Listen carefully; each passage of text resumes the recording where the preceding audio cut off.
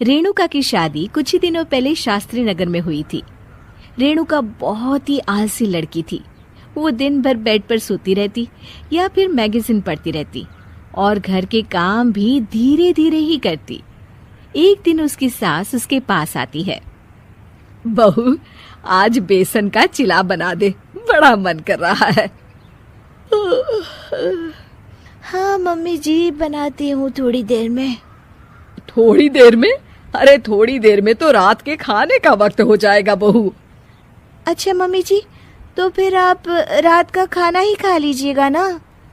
हे भगवान, कैसी आलसी बहू मिली है मुझे, हर काम को बस टालती ही रहती है। रेणुका दिन भर बस आलस पना ही करती रहती। एक बार रात के खाने पर सब बैठे हैं तो रेणुका का पति कहता है, अरे ये क्या, आज फिर से करेला? रेणुका, हफ्ते में तीसरी बार ऐसा हुआ है कि करेला बन रहा है। कुछ भी बना लिया करो। अरे इतनी सारी सब्जी मिलती है मार्केट में। हाँ, पर अब कौन मार्केट जाए और सब्जी लेकर आए, इसीलिए जो था घर पर वही बना दिया। बहू, फ्रिज खोल कर देखती तो पता चलता कि सारी सब्जियां रखी होती है, पर तुम्हारा आलसपन खत्म हो तो तुम्हारी नजर जाए ना। विशाल कमरे में आकर रेणुका से पूछता है, रेणुका, मैंने कहा था तुमसे कि मेरे लिए रुमाल ले आना। मेरे सारे रुमाल खराब हो गए हैं। तुम ले आई क्या? आज नहीं गई, कल ले आऊंगी। ओफो, पिछले 4 दिनों से मैं यही सुन रहा हूँ। बिना रुमाल के ऑफिस जाना पड़ रहा है। तुम तो बहुत ही आलसी होती जा रही हो रेणुका। आपको रुमाल की जरूरत है ना, तो खुद ही खरीद लीजिए ना। हाँ, अब वही करूंगा। तुम्हारे भरोसे बैठा रहा तो कुछ नहीं होगा। एक दिन दरवाजे पर बेल बज रही होती है और रेणुका सोफे पर बैठी होती है, पर आलस में दरवाजा खोलती ही नहीं। अरे बहू, कितनी देर से बेल बज रही है? क्या कानों में रुई डालकर बैठी हो जो सुनाई नहीं दे रही बेल? मम्मी जी, अब आप आ ही गई है तो आप ही खोल दीजिए ना दरवाजा। क्यों मुझे ताना मारकर और देर कर रही हैं? अरे वाह, उल्टा चोर कोतवाल को डांटे। सास दरवाजा खोलती है तो उसकी पड़ोसन दरवाजे पर खड़ी होती है। दरवाजा खोलने में इतनी देर क्यों हो गई? सब सो गए थे क्या? और ये भी कोई वक्त है क्या सोने का? हाँ?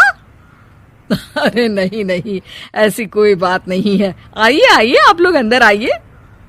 ओफो, इन सबको भी अभी आना था। अब मम्मी जी लगा देंगी मेरी ड्यूटी किचन में। बहू पकोड़े तल दे, बहू चाय बना दे। अरे बहू, सो गई क्या? कब से आवाज दे रही हूँ, जा चाय बना कर लिया। हाँ मम्मी जी, अभी जाती हूँ थोड़ी देर में। सास रेणुका को आंख दिखाती है। मतलब थोड़ी ही देर लगेगी चाय बनाने में, अभी ले आती हूँ, बस झटपट। रेणुका रसोई में जाती है और इसी आलसीपन में वो चीनी की जगह नमक डाल देती है। जैसे ही सब चाय का घूंट भरते हैं, चाय थूक देते हैं। थू थू थू थू, ये कैसी चाय बनाई है तूने रेणुका? इसमें तो सारा नमक भरा है। हाँ, और ये पकोड़े, इसमें इतनी मिर्च है कि मेरी तो हालत ही खराब हो गई खाकर। और रेणु जी, आपकी खातिरदारी में पहले तो कभी कोई कमी नहीं रहती थी, पर जब से आपकी ये बहू आई है ना, मामला कुछ गड़बड़ा सा गया है। हाँ हाँ, जहाँ आप इतनी एक्टिव है, वहीं आपकी बहू एकदम आलसी, एकदम राम मिलाई जोड़ी लगती है।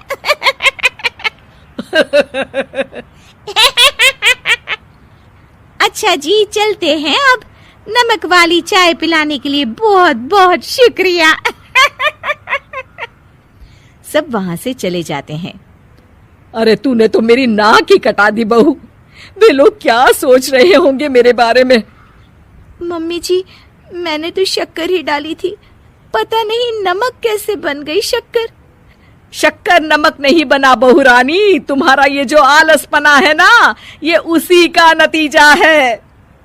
सॉरी मम्मी जी, अब मैं ये आलसपन छोड़कर सारे काम अच्छे से मन लगाकर करूंगी।